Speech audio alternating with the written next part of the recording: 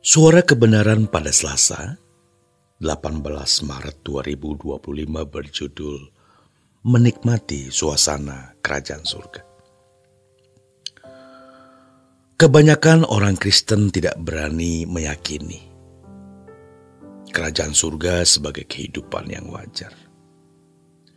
Seakan-akan kehidupan di langit baru, bumi baru adalah kehidupan yang tidak cocok untuk makhluk yang disebut manusia.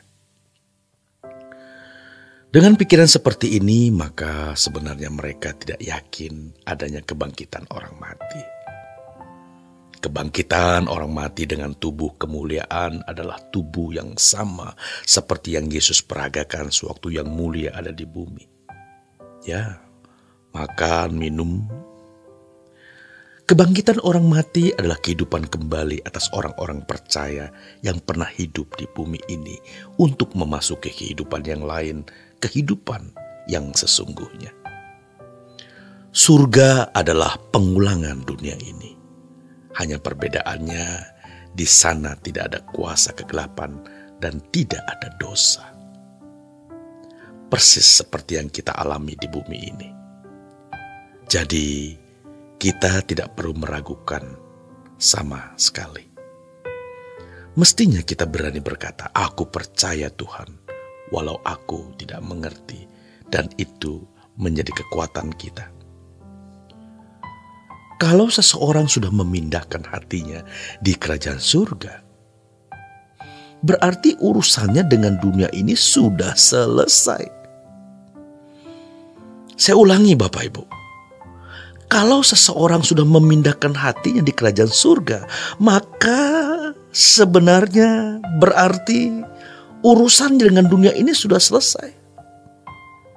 Karena kita hidup bukan untuk di bumi ini, melainkan kita hidup untuk di langit baru dan bumi yang baru.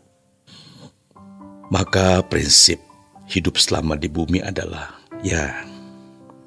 asal ada makanan dan pakaian cukup. Namun manusia hari ini mau di rumahnya besar, mau rumahnya tambah besar, mau duitnya banyak. Bagaimana bisa mengelaborasi, membuat berbunga-bunga hidupnya dengan segala fasilitas yang ada? Kalau tidak begitu, tidak normal menurut mereka. Tapi kita harus memindahkan hati kita di langit baru dan bumi baru. Ini adalah konsekuensi orang percaya. Kalau kita tidak mau mengikuti jalan ini sampai mati, kita tidak pernah menjadi orang Kristen yang rohani. Silakan mau berteologi hebat bagaimanapun, tetapi kita tidak akan dikenal oleh Tuhan jika kita terikat dengan percintaan dunia. Standar hidup sebagai anak-anak Allah yang memindahkan hati ke dunia yang akan datang adalah Tuhan Yesus. Tidak ada standar lain, saudaraku.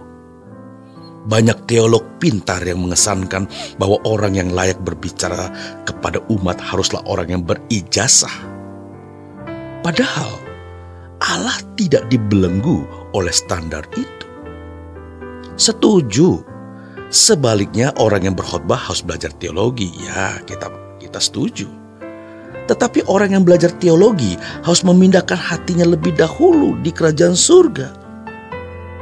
Makin tinggi gelarnya, makin rohani, bukan hanya makin pintar membuat format dan definisi teologi saja. Nanti tidak rohani, akibatnya jemaat juga jadi tidak rohani, seakan-akan Tuhan diatur oleh ijazah. Sejujurnya, ini yang sering membuat jemaat tetap duniawi. Mereka hanya mau mengisi pikiran dengan berbagai argumentasi pandangan teologi, sementara yang mestinya prinsip, yaitu bagaimana orang memindahkan hati di kerajaan surga, tidak dimiliki. Mereka tidak memiliki naluri bahwa dunia ini bukan rumahnya. Sebaliknya mereka mengelaborasi dengan menjadi seorang teolog yang terkenal, yang dihargai orang, yang punya posisi di sinode atau punya posisi di sekolah tinggi teologi. Ini semua adalah pengaruh dari si iblis. Ya, pengaruh dari si jahat itu. Penyesatan yang diluncurkan adalah membuat fokus manusia tidak diarahkan ke langit baru, bumi baru. Tidak ada kerinduan untuk pulang ke surga. Tidak ada keinginan atau kerinduan untuk memiliki kebangkitan dari antara orang mati. Maka kadang Tuhan izinkan kita mengalami patah hati terhadap dunia.